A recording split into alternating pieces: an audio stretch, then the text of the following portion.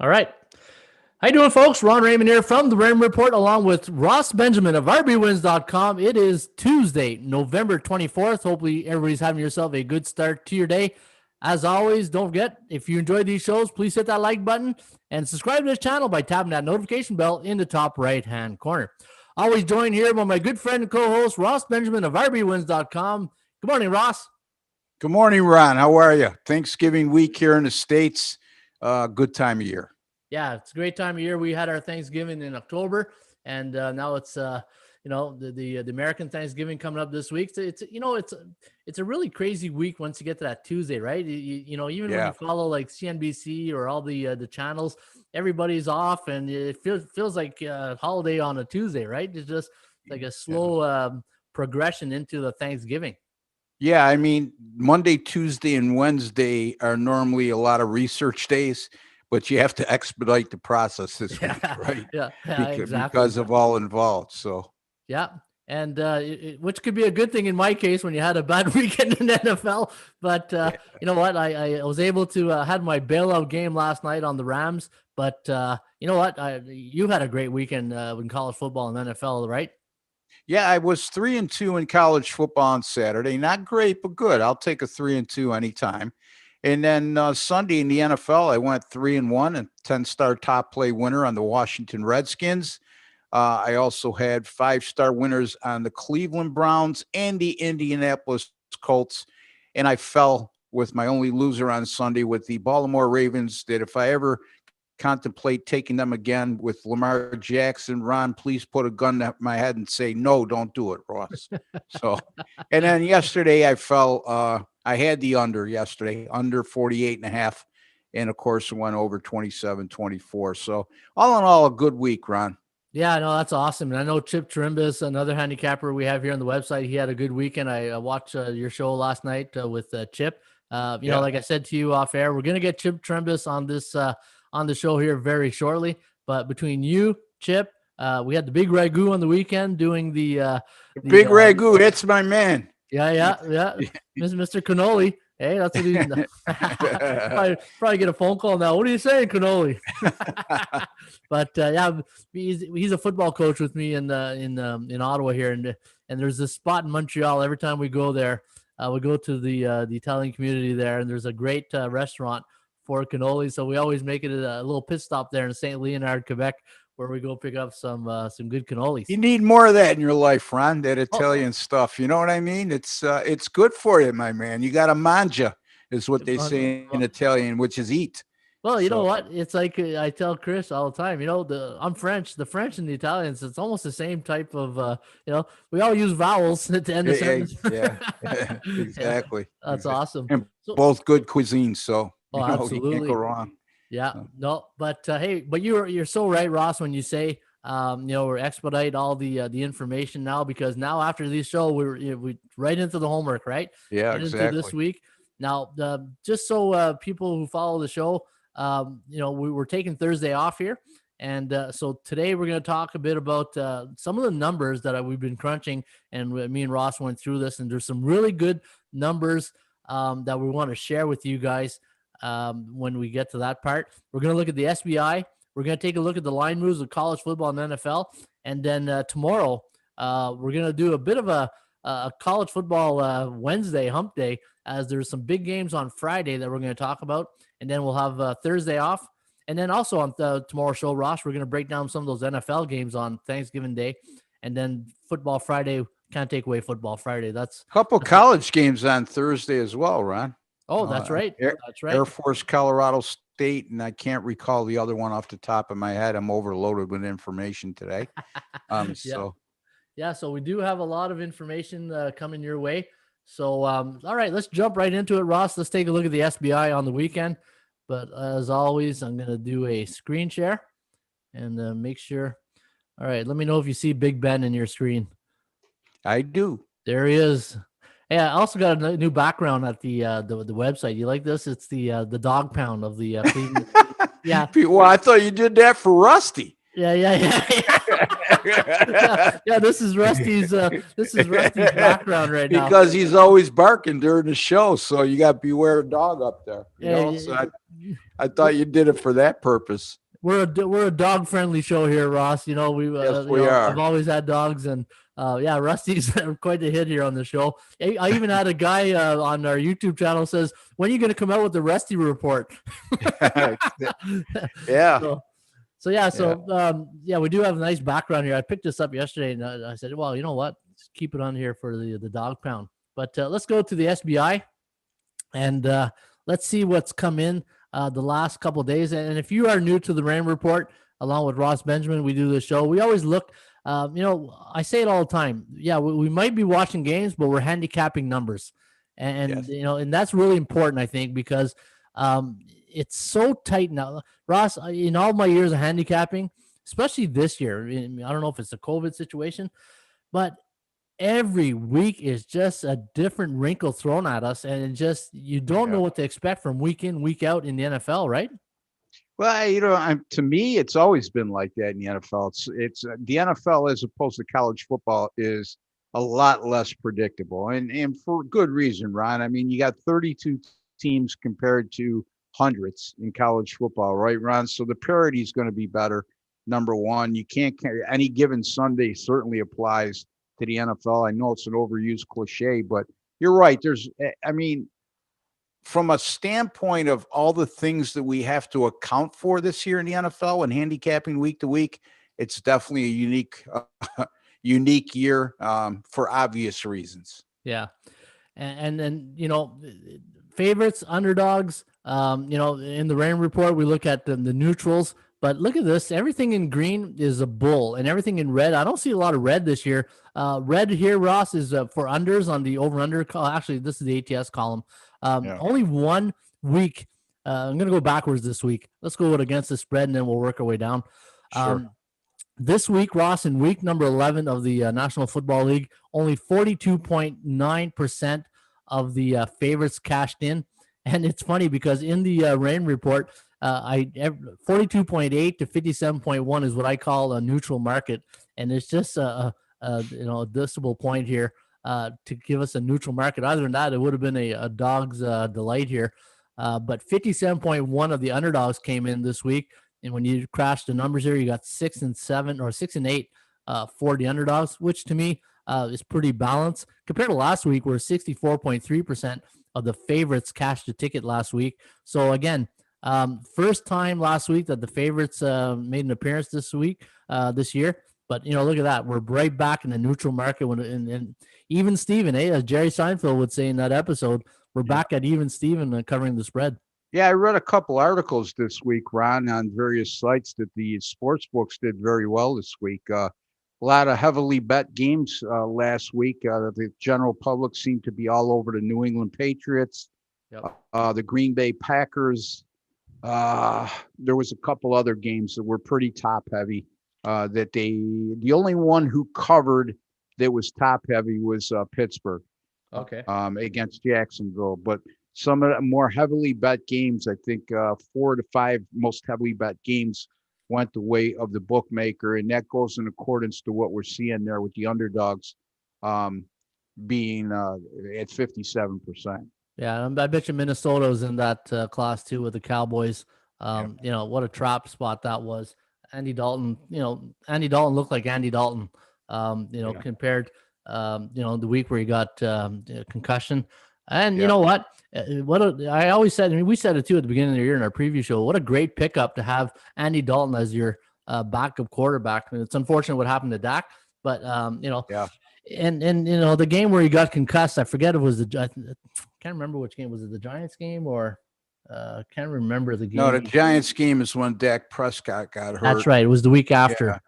Yeah. 2 weeks after, actually, Ron. He had two starts. Yeah, and probably he hasn't played in 2 years, so come back and then try to leave off where you left, start where you left off is always one of the toughest things to do.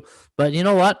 Hey, you got to give credit to Dalton. He looked pretty good leading that Cowboys team to a victory with a minute and some left on the weekend. Yeah. But we'll talk about it tomorrow in our NFL show.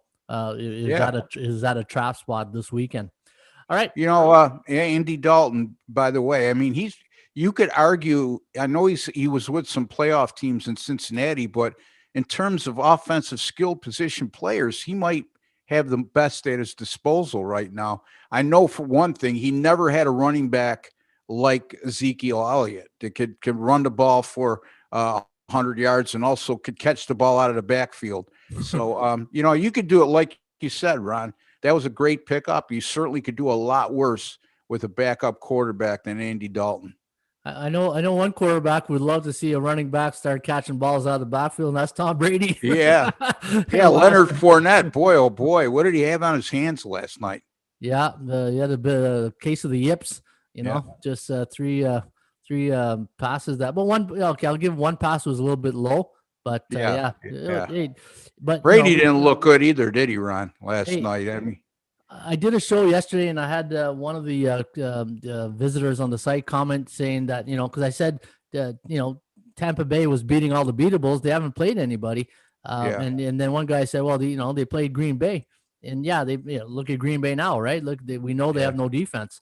And it's just, you look at that Tampa Bay schedule, they're winning the games they should win. And then when they play the Saints, the Rams, they struggle. They just absolutely struggle against the really good defenses. And you know what? People are catching on. You want to get to Brady? Get to him quick. Don't give him time to set up, because he gets those happy feet at 43 years old, and he doesn't want to get hit, right? Yeah. Well, he threw that last one up for grabs. Like, that was so uncharacteristic of him. I mean, on the final drive there, Ron, he threw that into coverage, and the guy could have made a fair catch on it, for crying out loud, So, getting back to Green Bay real quick, if I can make this point, they're now 7-3. 7 of their 10 games have come against teams that currently, going into this week, have a losing record.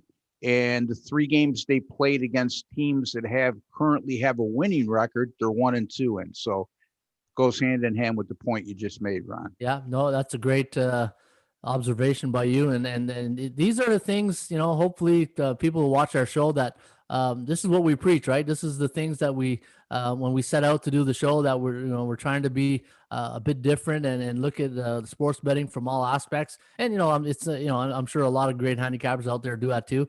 But, hopefully the community who follows us appreciates the show. And speaking of appreciation, if you do like the show, guys, it'd much appreciated if you give us a thumbs up. That always encourages us, puts a smile on Ross's face. And, we always like I like the smile. I love smiling, buddy. yeah. The smile like a butcher's dog, since we were in the dog pound here.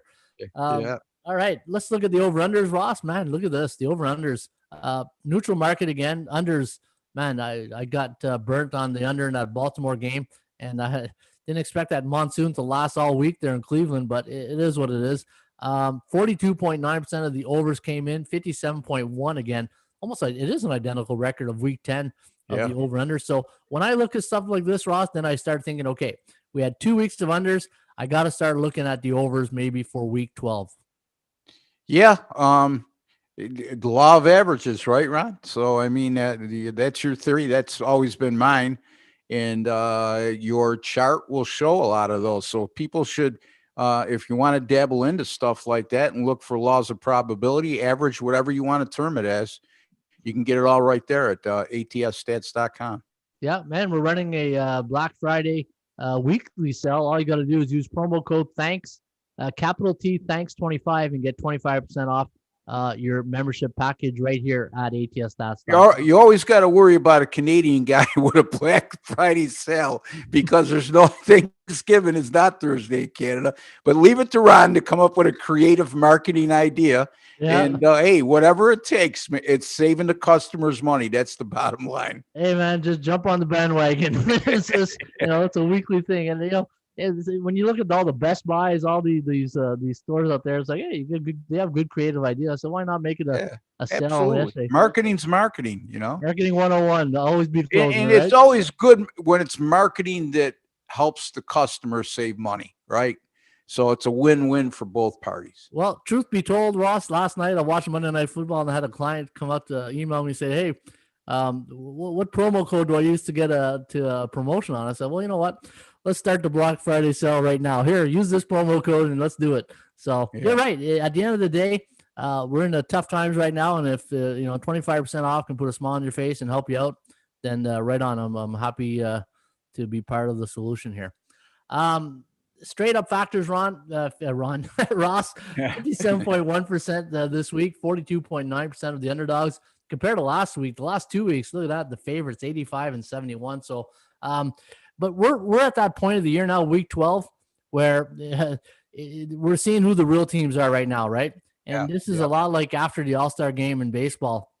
The good teams keep winning, and then the bad teams will find a way to keep losing. And that's why I'm a little disappointed in Minnesota, because if there was a team out there that needed that win this weekend to keep their playoff hope alive, it was Minnesota.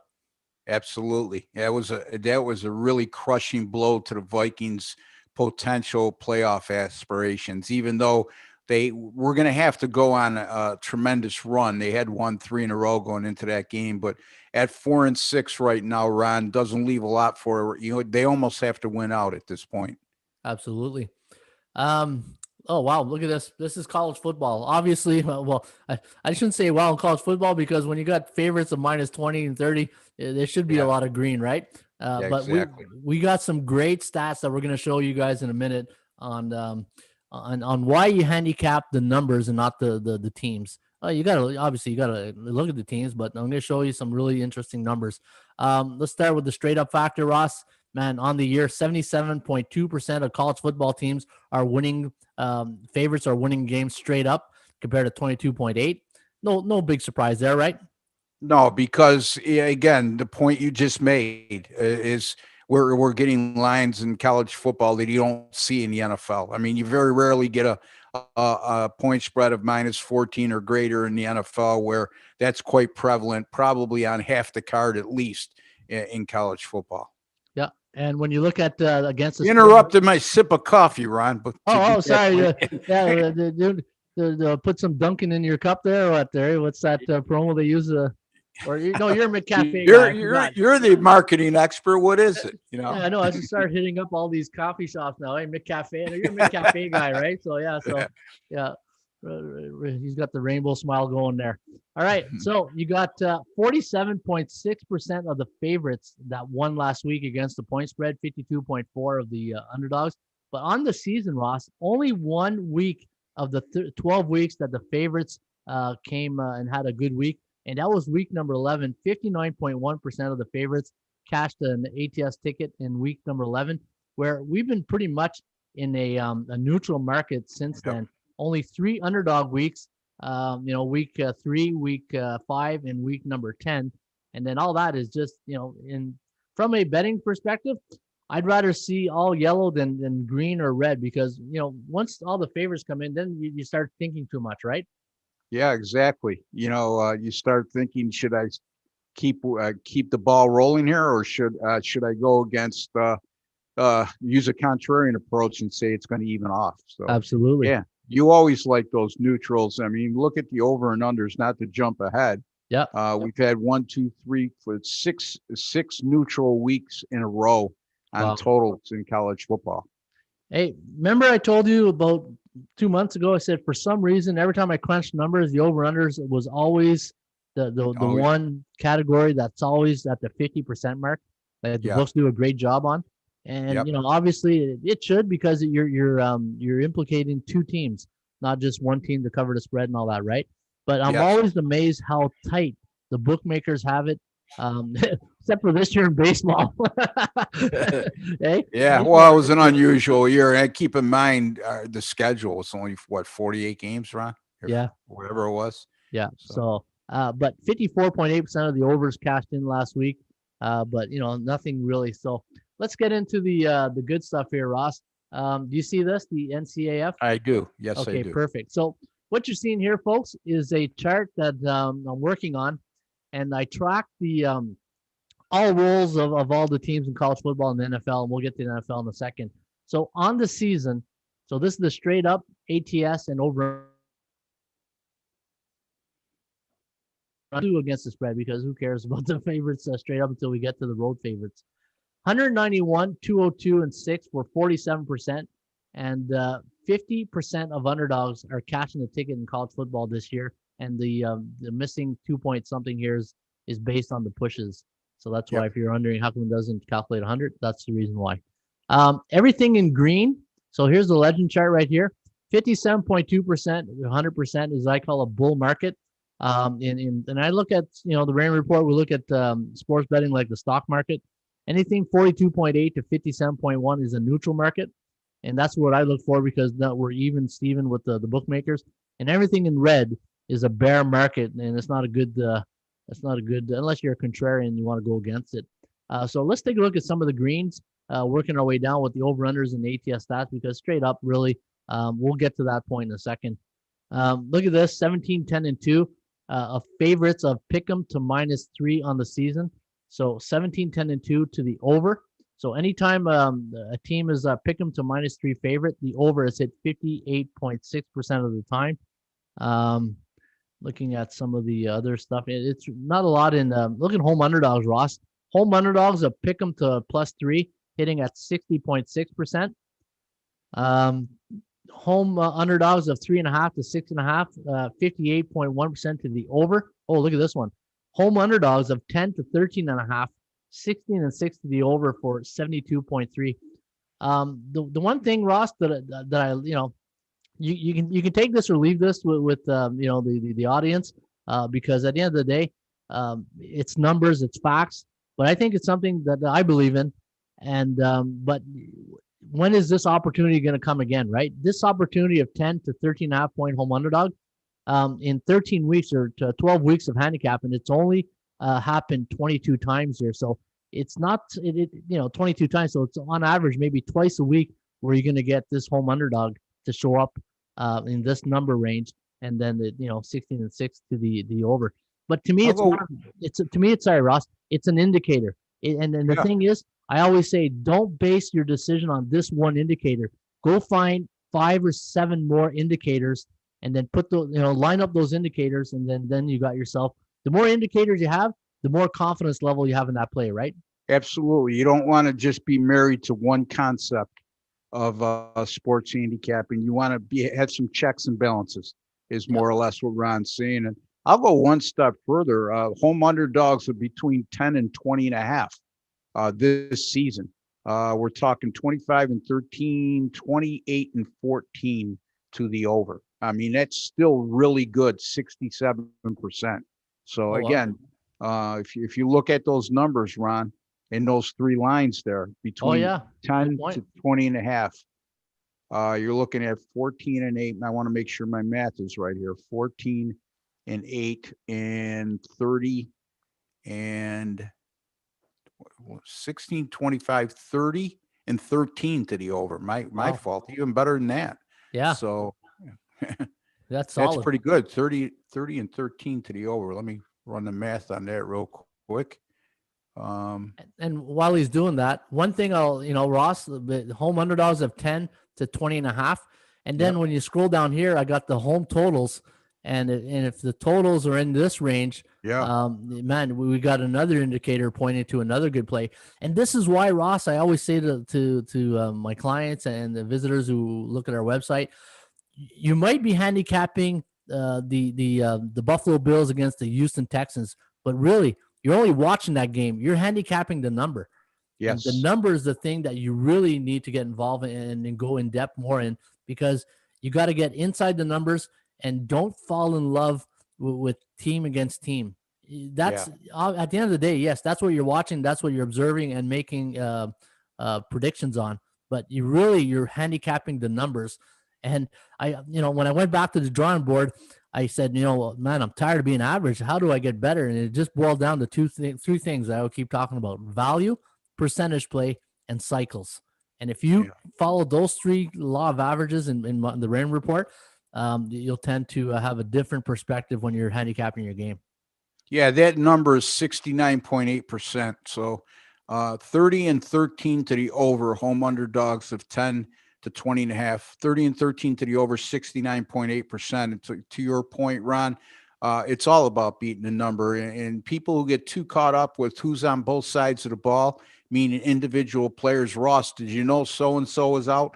Ross, did you know the weather is bad? That's all factored in. If you know about it, I know about it. You could bet your sweet bippy The bookmakers know about it. So you're not again, you have to think like a bookmaker. You have to not only think like a bookmaker, Ron, you have to respect the bookmaker.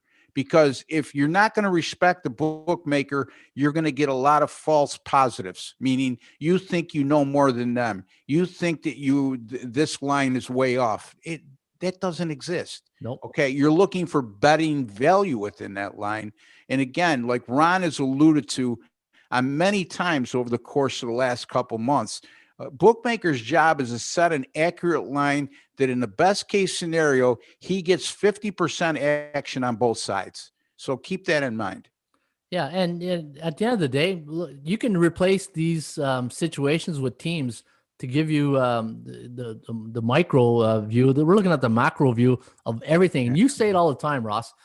You know, trends are like icing on a cake type thing, right? Yeah. But systems are what really we're, that's the meat and potatoes of everything. Yeah. But when you get, I'm sorry, Ron, yeah, go ahead. when you get into these type of numbers, this has more meaning than when I say, okay, when Buffalo's a 7.5 to 9 point road favorite, because the bookmaker doesn't handicap just Buffalo. He handicaps everybody in this road favorite situation.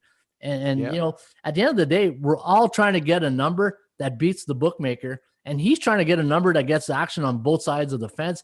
We're just trying to find a loophole in this system, right? Yeah. I mean, at the end of the day, you could term it whatever way you want to term it.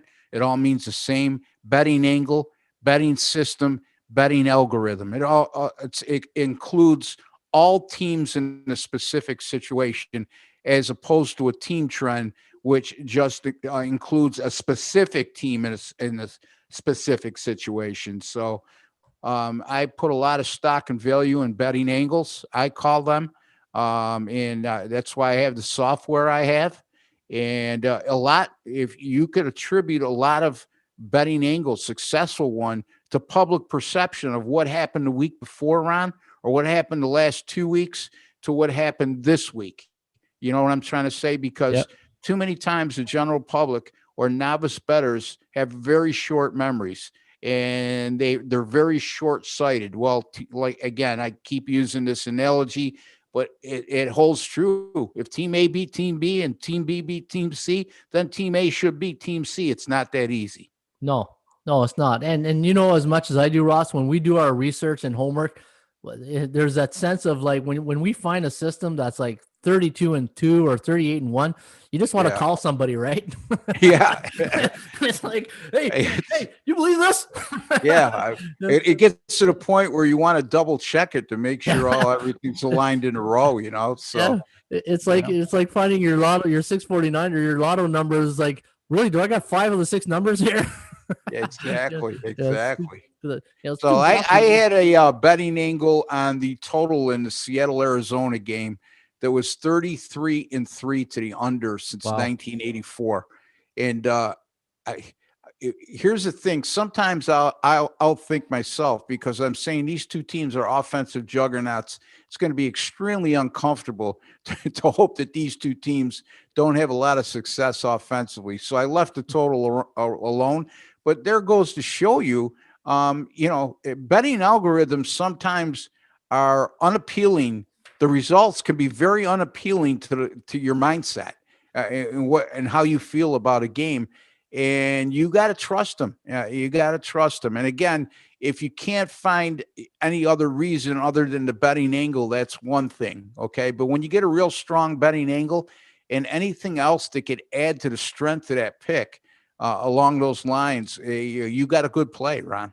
Oh, absolutely you do. And your clients will remind you, why didn't you give us that? Because no kidding. It's, a couple times this year, my foot's stuck in my rear end because. Hey, Ross, we got Mr. I Marino saying thank you. Happy Thanksgiving, gentlemen. So happy Thanksgiving to you, sir. Yeah. I'll let Ross handle all the Thanksgiving pleasure, since he's the American guy on this channel. Yeah, but it's not only Black Friday in America, it's Black Friday in Canada too. That's right. Go to the site, and Ron's got some Black Friday sales there. One thing I always get with clients and people, my American friends, they say, they wish you happy Thanksgiving. He goes, and it's funny because someone's like, "Hey, do you guys celebrate Thanksgiving?" Yeah, we got running water and it's like July 4th. You know what I mean? yeah, oh yeah, In Canada, it's Canada Day is July 1st. yeah. And then of course, so what you do prior to these COVID restrictions is you go over the border to Canada on July 1st, come back on July 4th. You got a hell of a 3-day stretch. That's a hell of a freaking party, man. That's a great party. Hey, we gotta start once COVID is done. We gotta maybe do a Canadian Can-Am reunion with all our viewers. Maybe go check out some of these new places. Man, I don't know about you, but I'm getting cabin fever. I can't wait to go out.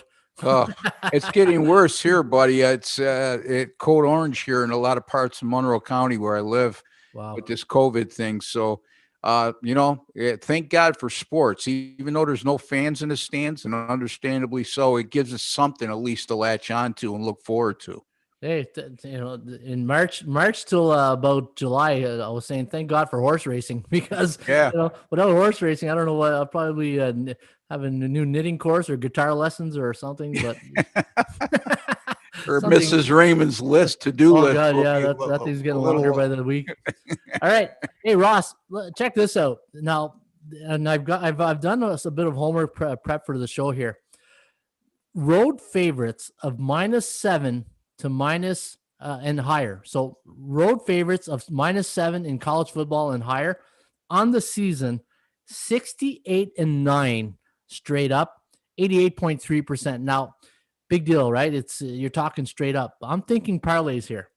And now I've gone through the list of this week. Here are some of the games, and give me your gut reaction right away. What comes to your mind with these games?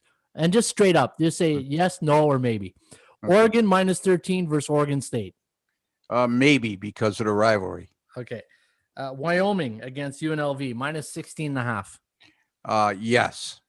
Georgia -21 against South Carolina. Yes. Northwestern -13.5 versus Michigan State. Maybe. Yeah, because of that letdown factor and the big win over Wisconsin. Yeah. NC State -14.5 versus Syracuse. Yes. Yeah, I say that because I know you're a big Syracuse guy. That's why I unequivocally, yes. I know. It didn't even hesitate there. Oklahoma -10.5 against West Virginia. That's a maybe. Yeah, it is a maybe. That defense in West Virginia is solid. Miami, Ohio -14.5 against Akron. Yes. Akron, terrible record over the last 2 years. I think 1-15 straight up. Coastal Carolina -17 against Texas State. Yes. And Memphis -14 against Navy. That's a definite maybe. Okay, so right there, we got 1, 2, 3, 4, 5 solid selections here with a winning percentage of over 88%. Man, you know what? It's not going to be a king's ransom, but if you are looking to make a bit of a profit, bet. And you know what, Ross, this year, especially this year, money management for me, and then, again, it's making, how I am. I start thinking because we're used to winning on such a high level and consistently. And then the numbers this year are just so tight that you really have to rethink. And I've talked to a lot of handicappers, and they're the way they place their bets. A lot of handicappers I know are okay. They're still doing against the point spread and over unders, but a lot of them now are doing 2, 3, and 14 money line parlay to build up that bankroll on. There's no sure things in life, but a money line with this type of indicators and records backing you up sure looks attractive to me. Yeah, I mean, you can't argue with the results, right? 88%. I mean, you got to really try hard to get in that 12 percentile. You know what I'm saying? So, I mean, it's definitely a valid point, Ron. And again, you need to lay a little more money on a 4 or 5 team parlay on money when you're getting into favorites of 700 or more, or -7 or greater, which usually fall in the category on the money line of -270 or greater. So again, if you could afford to throw $100 even on a 4 or 5 teamer with money line favorites based on what Ron just said. And again, this is college football, folks, not the NFL. College football, not NFL, not pros. And the other factor that I would look at too, and to play the devil's advocate, is you're going to get a lot of these games that have lines of 21.5 or greater that don't offer a money line at certain sports books. So it sort of reduces the amount of options you have. But all in all, 88% is 88%. Yeah, and look at this, Ross. Lines of -10 to 17.5. Yeah. 35-3. Yeah. Well, there you It's go. just, That's just favorites, not home or road. Yeah, road favorites on money line. Road favorites. Yeah, On Monday night. No, on the season. I was going to say Monday nights in college football on the season. Road favorites of 10 to 17.5. Yeah. Yeah. Well, you know what I mean? If you're that big a favorite on the road, that's where you catch value if you're going to do that with a parlay. Okay. As far as money lines go, because you get around the 17.5 favorite on the road, Ron, that would mean that you'd be a home favorite of 23.5 that might not, a lot of books wouldn't give you a money line on that. So yeah, I mean, it all makes sense to me. And the thing is, it's road like I'd rather do it with a road favorite than a home favorite, because the money line price will double. Yeah. And I don't know. Think about this. If you're gonna say, if you're $100 better, and if you're betting 3-4 college football games on the weekend, and you're splitting up that, if you're putting, let's say you're putting $20 on each of those games on 4 games, and you break even at 2 and 2, and then you're breaking even. To me, I feel, depending on the situation, the time, the games, and all that, I don't see what, laying $100 on those 4 named teams to build up a bit of the bankroll. Like, I keep saying in sports betting, hit singles. Like, we all, the one thing that the sports book and the casinos in Vegas, they know, is that everybody who comes into town wants the home run and the grand slam. Oh yeah. They just want that, and they take advantage of that too, don't they? They want to buy the pay off the rent, get rid of the mortgage, and that one big ticket, right? Yeah. But you got to keep hitting singles. Keep hitting singles, and just realize that there's no timeline in sports betting. You're not, at the end of the week, it's not over, and then we'll see you next year. You got to keep, then the NBA comes, and NHL comes, and then. So what is that record again, Ron? -7 or greater road favorites you're referring to? -7 or greater. The road favorites? 68-9. Those are on road favorites. Road favorites. So and that amounts to what, 88%? 88.3%. Okay, so just road favorites, think of it this way, the opposite end. If I told you the road underdogs of 7 or greater, or home underdogs of 7 or greater this year are only upsetting the opposition 11.7% of the time. That really puts things in perspective. Yeah. Hey, that's awesome. That's a great angle to look at too, Ross. Rolando Rice says, thanks a lot. Happy Thanksgiving, and winning is all well. All right. Happy Thanksgiving, Rolando. And you know what, folks, if you're liking today's show, don't forget, give us a like. And if you want to chime in, and if you want to add to the discussion, and you want something to put in the chat, hey, we'd love to hear everybody's feedback on this, because all of us, it makes us better than one of us, right? Yeah.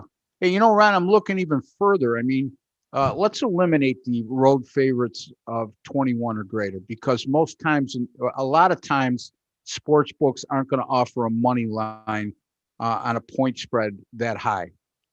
So if you even eliminate the 15-0, you still got 53-9. Yeah. It's still pretty darn good. So yeah, no, it is. And no, you're absolutely right. And then the money line, you said, anything 21 or higher is going to be like -2,000-3,000 anyways. Yeah, if you can get a money line on a lot of those games, exactly. Now, another thing too, Ross, down here is I track the home team totals. Obviously, home team and home away, it's the same thing. There's only been 3 games this year with a total between 37 and 41. All of them against the home team, 0-3 against the spread. 41.5 to 44. 8-3 to the over. 72% if you can find a 41.5. There's only one game this week that's on the border. It's at 44.5. I'll have to bring it up there in a few minutes. I just saw it there just shortly. I'll get it back in a second. Was it Rice or one line that really surprised me this week was Baylor playing, I think it's TCU or Baylor at Kansas or something like that.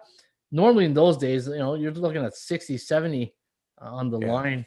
But let me see. That's a whole different Baylor program at this point. Their offense is nowhere near as dynamic as it was in prior years when Art Briles was there. It's sort of the transformation started to happen with Matt Rule, where they became a better defensive team, which they never were. Kansas State. Sorry, Ross. I just wanted to say Kansas State. And what was the point with that game? The line's at 46, so I'm looking for 44 and a half or 44. But there's a game out there that's 44 and a half. 40 that falls into 44 and a half to 47. Look, 14-8 to the over this year. Yeah. Oh yeah. That's it. And anything 47 or let me see here, 47 and lower. You're looking at let me see, 22. Yeah, 22, 24 and 12. Yeah, 67%. Yeah. So hey, you hear it all the time. Shop around for numbers. Yeah. Shop for. I say when I sign off and shop. Shop for value. Play their percentages and shop for value. And the truer words can be said right there. Now look at this. Home teams. Okay. Yeah. Obviously. So nothing really except for when the total's 47.5 to 51. Home team against the spread 18 and 31. So this is where another indicator.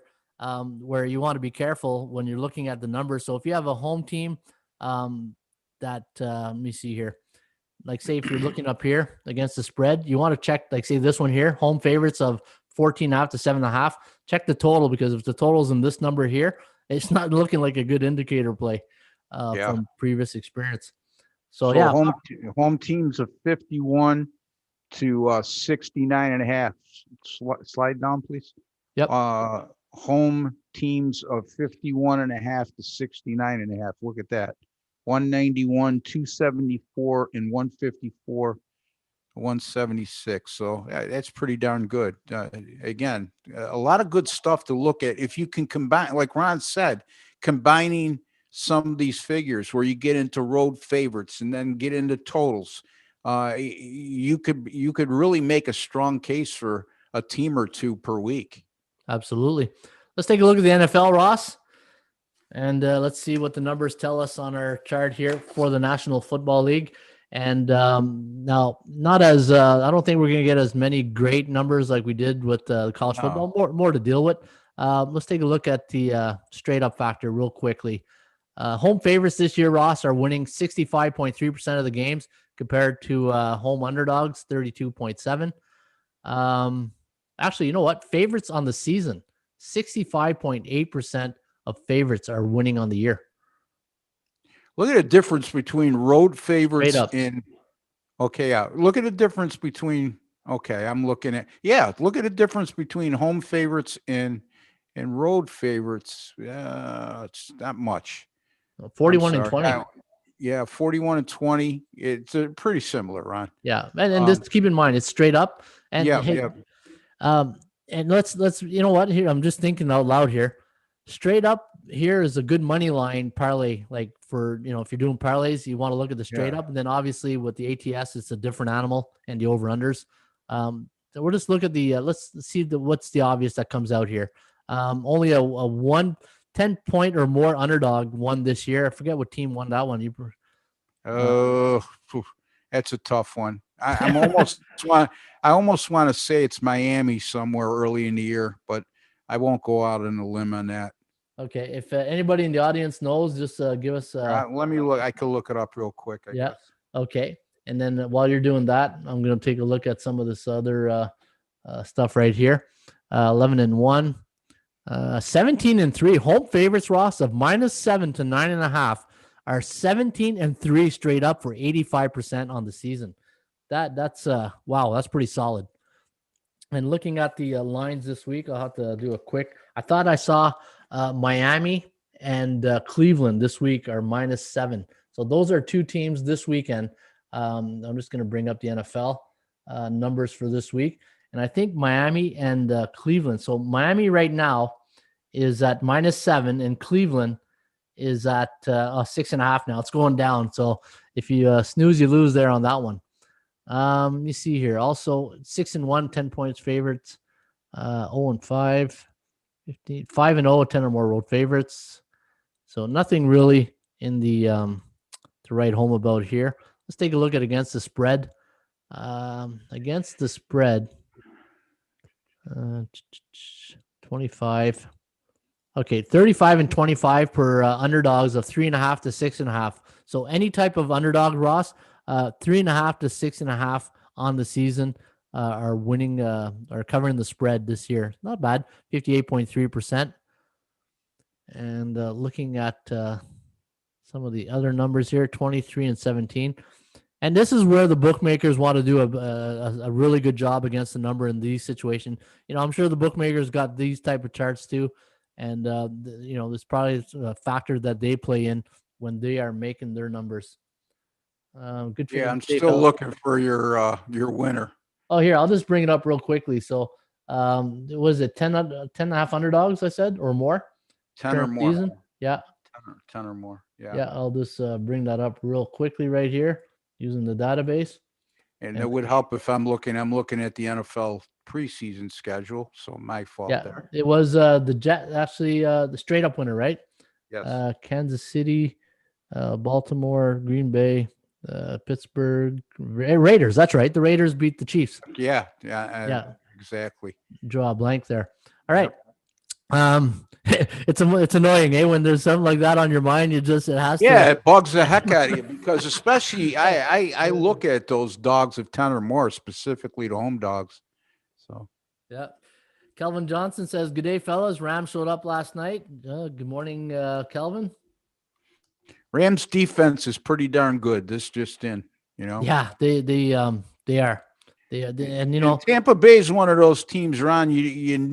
You can't have a short memory with, because look they go on the road. If they lay an egg against New Orleans, the next game they come out at Carolina and they lambaste them, and then they play the Rams at home and they play like they did last night. So it's a teeter-totter right now for Tampa Bay. And you know what, Ron? If you stop and think about it, from being a football coach, I mean, the end of the day, continuity means a lot, and they don't have a lot of continuity there. So the talent is there, certainly. I mean, for example, I'm looking at last night what happened on some of those pass plays when Antonio Brown. It just seemed like they were a tick off, him and Brady. So Brady did not have a good game last night. Anyway, go ahead, Ryan. Yeah, no, and it's because of that defensive line. He was getting happy feet. Like, I say it all the time, right? The Steamboats or Mississippis. He was getting to 2 Mississippis, and then he was starting to get the happy feet because, that O-line and protection he had in New England. That one thing Belichick made sure, and McDaniels did very well, is make sure they protected the quarterback. Yep. And and the offensive line, you got to build that through the draft and get lucky in free agency and spend some money, because it takes time to build a quality offensive line. And right now, and I know they had some injuries yesterday on the O-line. And Marpet was out, and then they had a guy go down in the middle of the games. Yeah, your point's well taken, Ron. Yeah, so continuity, especially on the offensive line. Yeah, and the Rams, look at that now. Prior to last night's game, they had 6 games that went under the total. You don't see that a lot this year. No. With NFL teams, like we're talking about overs coming in all the time now. Teams that come under and they're an underdog, it goes with my rule of thumb theory. If you like the underdog, take the under. If you like the over, take the favorites. You could pinpoint it if you really look inside the numbers. The Rams entered last night number 5 in total defense, and they were number 6 or 7 in total offense, but only 17th in scoring, Ron, going into last night. So really good defense and an offense that seems to move the ball but stalls for whatever reason, whether it be by interceptions or penalties when they get inside the other team's territory. Last night, they finished very well, Ron. Yeah. They didn't, they hardly settled. Well, they settled for 2 field goal attempts, if I'm not mistaken, and or 3. I'm sorry. But anyway, they didn't kill themselves with penalties and turnovers in Tampa Bay's territory is what I'm trying to say. Hey, 2 points. Number one, Jared Goff spread the ball. He spread the love last night. Yeah. When Cooper Kupp and Woods, I think they both had 10 receptions, over 10 receptions on the night. Yeah. Yeah, that to me, when you can spread the ball around like that and not just focus on one receiver or Johnny Checkdown, he's done. And then they showed a stat that really blew my mind. In the last 4 years, did you know that Jared Goff is the quarterback with the 40 wins? There's only one quarterback that has more than wins in the last 4 years than Jared Goff, and that's Tom Brady. Well, yeah, you think about 2 years ago, they went to the Super Bowl. Last year, even though they didn't make the playoffs, people forget they still were a 9-win team. Yep. And this year, you know what I mean? So, yeah, it doesn't shock me. You would think there's a couple other guys ahead of him on the list, but yeah, in those terms, it does surprise me. It doesn't shock me, but the name shocks me. That's what you know what I mean. Like, and the two behind him were Drew Brees and Russell Wilson at 38 and 37. I always get the feeling that him and McVay are on the same page, though. They're aren't or are? Did you say aren't or are? Are on the same page. Oh, yes. are, okay, yeah. Yeah. I mean, they know specifically what each other wants to do, so, and it shows. The only thing I'll say about the Rams, again, if they have a flaw in that passing game, it's still the ability to one guy. They don't have that Brandon Cooks type of guy that could really stretch the field on long passes. You know what I mean? Consistently. Yeah. Cooper Kupp, excuse me. Great receiver, knows how to get open, and he's really good after the catch. And same thing with Robert Woods. You know what I mean? He just has a knack for getting open, and they utilize those bubble screens to the wide receiver and execute them better than anybody in football, I think. No, you're right. To me, Cooper Kupp's like a bigger Edelman. Just exactly. A big body. Can like he made some moves yesterday in the game. It's like wow, So no, hey, St. Louis. I keep calling him St. Louis. Even the guys in the chat were even teasing me about that. It's L.A. Ron. Okay. It's like I showing your age. Oakland. Yeah, I still call the Raiders Oakland. Age. Yeah, me too, buddy. Yeah. San Diego. Yeah. So back to the numbers here. Check this out. Home totals of 51.5 to 54, 5-14-1 against the spread. Wow. Yeah. That's pretty, and 14-5 to the over. Talk about night and day stats right there. Jekyll and Hyde, right? Well, home teams that are playing very good offensive teams is what that comes down to. Yep. That's right. And have a suspect defense themselves. I think they, you could draw a conclusion sometime by looking inside the numbers. So again, point spread wise, I don't see anything that really stands out, Ross, like the college football. Over unders, 3 home underdogs. Oh, we talked about that. Let me see here. Well, you got home underdogs. I could tell you one that's pretty good, right? That I see right off the bat.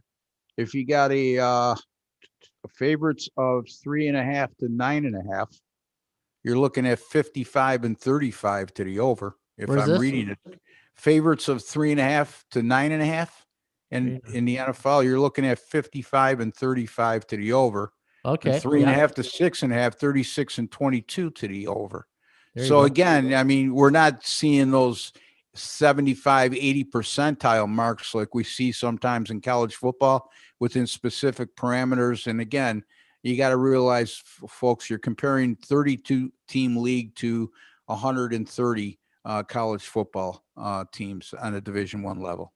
And I'm looking this week for any home favorites of 3.5 to 6.5. So Minnesota, Carolina, Indy, Tennessee, Buffalo Chargers, 3.5 to what, 7.5? And we got 3.5 to 6. No, 3.5 to 6.5. Oh, 6.5. Okay. Yeah, or 3.5 to 9.5. You're, 3.5 to 6.5 is 36 and 22 to the over, Ron. Okay, so we got a couple of games. Bills, Chargers, Titans, Colts. Man, those are looking like teams that could probably go over. And if you look at the total on the Colts game is 51. And what did we say that number was? 50. Yeah, crap. We need 51.5 here. We got. Yeah, what is the Buffalo game? What's the total on that? The Buffalo game is at 53. So there you go. 51 and a half to 54 is 14-5-1 to the over.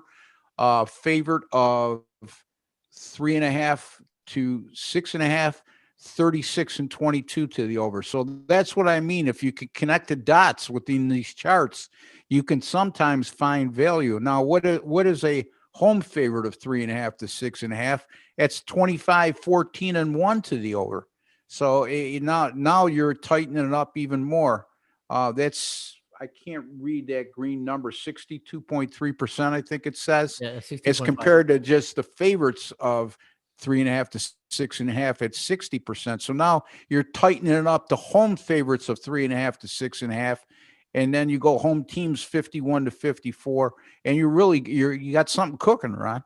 Yeah, I know. It's indicators, right? And now, Yeah. now we go check the teams. We go check the injury report. Go check the weather in Buffalo. See what it's going to be like this weekend. And weather is a big key element in Buffalo at this time of year. Because both of these quarterbacks could put up huge numbers, and the Bills' defense should be a lot better than what they are, but at the end of the day, they're giving up over 26 points a game.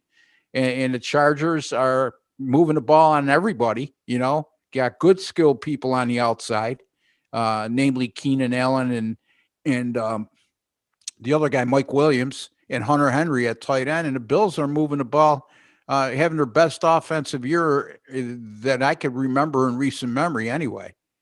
Well, no, it's that's going to be a good game. And Buffalo now, with Miami losing on the weekend, gives them a bit of breathing room, right? Yeah. And New England losing. So, Miami, I want to touch upon Miami. I've been saying this right along, and Ron keeps blowing her horn.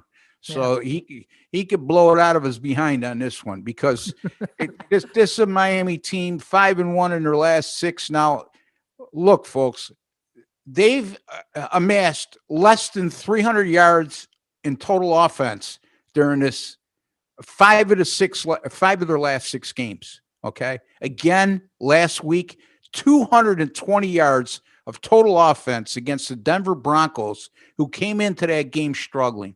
Again, they're winning with smoke and mirrors. Now, they begin the game as they always, what's been their MO. Xavier Howard gets an interception, creates a short field, they cash it into 7 points. But they do nothing from there on out. Again, Miami is a 4-point road favorite. That was one of the more heavily bet games. That's the one I missed, Ron. I said there was 5. They were one of the most heaviest bet teams this week. Again, public perception, 5-0 straight up in ATS in their last 5, playing a Denver team that's struggling. Miami's the darling now, but they're a great value as an underdog. I'd be real careful going forward with them as a favorite, and I'd be extremely careful here, because all of a sudden the Jets are covering games. If they're going 0-8 straight up in ATS in their first 8, I think they've covered their last 3, if I'm not mistaken, at least the last 2. Well, so be real careful on that game. That's one of those games. Again, be aware with Miami. At the end of the day, it's about the final result. But my point is this, okay, is when you're winning by getting turnovers and returning punts for touchdowns, getting turnovers and creating short fields, and getting no offense whatsoever. Less than 300 yards in the NFL in a game is no offense in the NFL. Okay.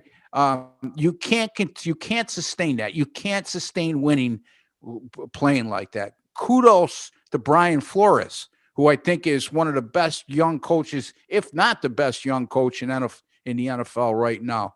But be careful with Miami being overvalued down the stretch.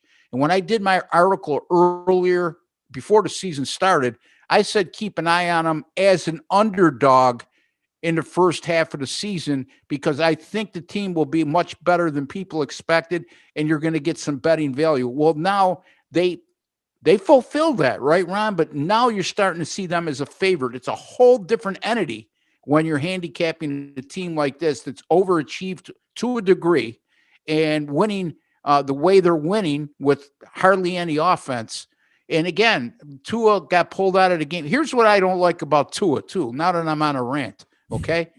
2 weeks ago, he says, I don't think I'll ever be the same as I once was because of my hip. Now, how do you make somebody you got to advise this kid? They just invested a number 1 draft choice in you. They made you the number 5 overall choice in the entire draft. Why would you make a statement like that, even though you felt that way? Boy, oh boy. It's Miami management's got to go, oh, really? Now you don't feel like you'll ever be the same? Why don't you tell that before the draft? You know what I mean? Well, it's like the old saying go, when they say it's not about the money, it's about the money. Yeah. And Okay, that's, but and that from a business decision, you got to do what you got to do to make the NFL, to get your money. That's what they keep saying, right? Get your money.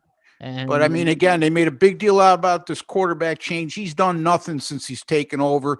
He looks like an average rookie at best out on the field. Now, that's not to say he'll develop into a very good quarterback, but to make that move they did at the time they did when they were winning, and Fitzpatrick had him in position to possibly make a playoff. They still may make the playoffs. But if it's a win now league kind of thing, Ron, you know what I mean? Yeah.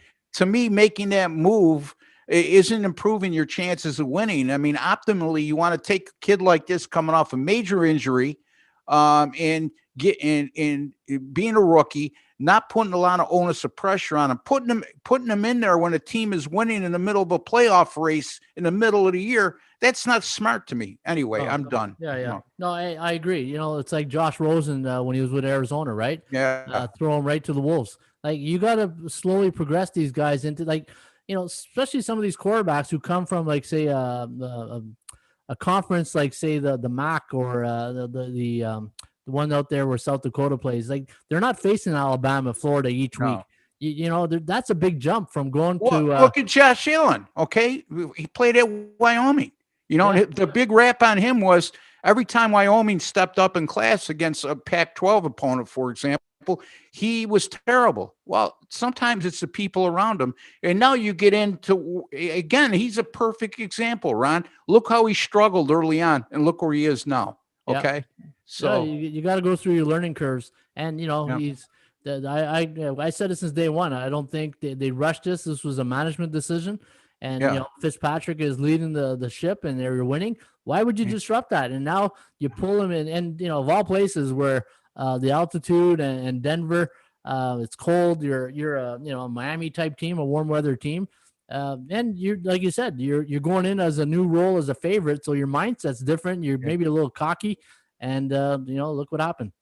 Yeah, and again, my point is they threw Josh Allen into the middle of the fire, but they did so because of injuries, and they did so because they made the horrible decision of going. I think that's what Nathan Peterman was their starting quarterback at the time. Yeah. But in any event, when Josh Allen got thrown into the fire, Buffalo was not in a playoff race.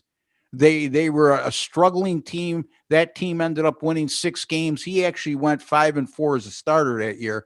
But big difference in that scenario compared to what you just did with Tua in this scenario. So we'll see. I don't have a lot of problems with Brian. I think Brian Flores, like I said, he's one of my favorite NFL head coaches right now.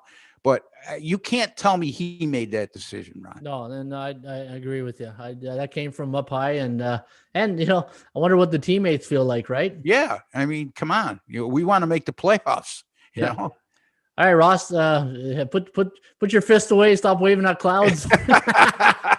And let's talk about some of these line moves so far this week. Let me plug my ears because the smoke will stop coming out of them. Go. -1. The Steelers opened up -1, now -4 on the COVID news of Ingram and Robbins, I think Robbins is. Yes, Dobbins. That's it. Dobbins. And now it's going to be Gus Edwards, right? Yes.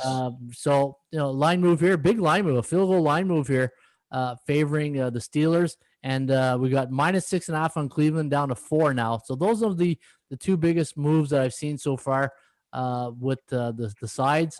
The total went from 43.5. You would think it would go down, right? With the running backs going out.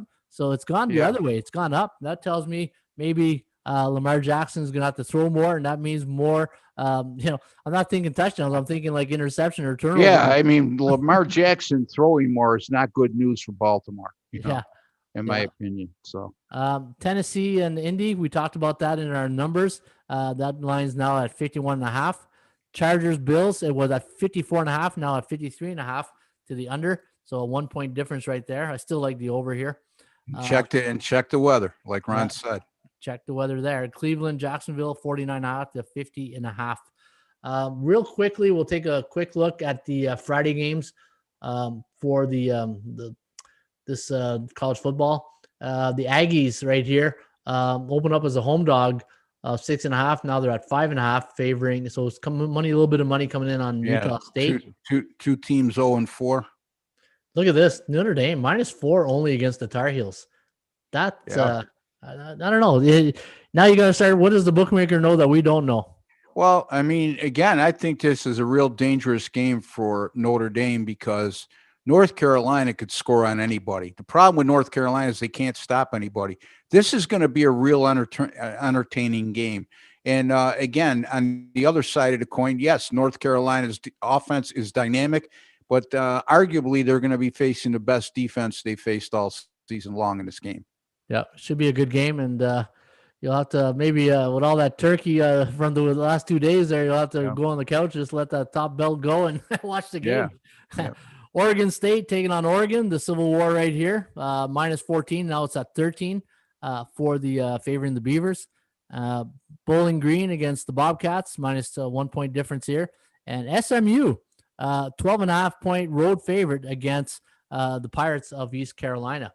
So a couple of line moves right there we touched upon. And that's the games for Friday, which we're going to handicap on the show here starting tomorrow, Ross. We're bringing everything up a week. And tomorrow we'll talk about those 3 NFL games, and we'll break down those Friday games in the college football. Hey, Ross, you know what? Very good show today. I love when we go into the numbers and it's a bit out of the difference, the box that we do here when we get right into number. It's not the norm of breaking down players and teams, but I think this is what the show is all about here when we first set out, right? You're a database guy. I'm a database guy. And when you get two guys like us who's been in the industry a long time and we bring our numbers, to me, it's a win-win for everybody when we start thinking outside the box handicapping. Yeah, and the other thing to do is not only are we technical handicappers, keeping an eye on line moves. Sometimes I don't know about you. I can't speak for you, Ron, but I can't believe that you wouldn't feel this way. Is sometimes when you like a game and you see a line move in that particular game that doesn't make sense to you, you tend to double check your numbers. Okay. Yeah. So what am I missing here? Am I missing is that line move because is that money generated? Is that a sharp move or it's a reverse line movement like I've alluded to on several occasions over the last couple of weeks? Or is it because of injuries, key injuries? Because again, we don't get caught up on who's on both sides of the ball.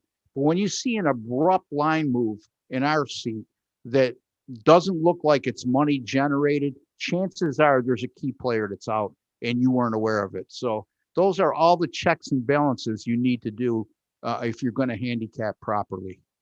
No, you're absolutely right. And the thing is with football and sports in general, all sports, I'll use Notre Dame as an example. The Notre Dame you see week 1 and the way they played in week 1 is not the same Notre Dame that's going to be playing the same exact way in week 2, week 3, week 4, week 5. There are different circumstances, situations leading and going into each game. And that's why sports betting is so much fun because you don't know who's going to show up this week for Notre Dame as a -4.5. I look at that line and I'm saying, okay, whoa, this is a team that beat Clemson and they're going to North Carolina and they're only a 4.5 point favorite. What am I missing here? What, you know what I mean? Yeah, but keep in mind, North Carolina was a top 10 team early on this year. They got upset in a couple games and their offense is top 10. Okay, Ron, they're a top 10 team on offense. It reminds me of the Houston Texans almost, just with a better record. Yep. Of their offense is playoff caliber. North Carolina's offense is top 10 caliber. The problem is on the defensive side of the ball. Houston, for example, in the NFL, the number 31st or 32nd ranked defense and all the NFL. In North Carolina, they're near the bottom of the college football defensive rankings. So yeah, no, it's I'll have to look at their games that they played. North Carolina. I know they have a hell of a basketball program.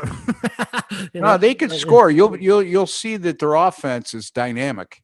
Yeah. When they failed this year, it was pretty much you could place the blame on the defense because they're scoring enough points where they should be undefeated with any kind of average defense at best, Ron.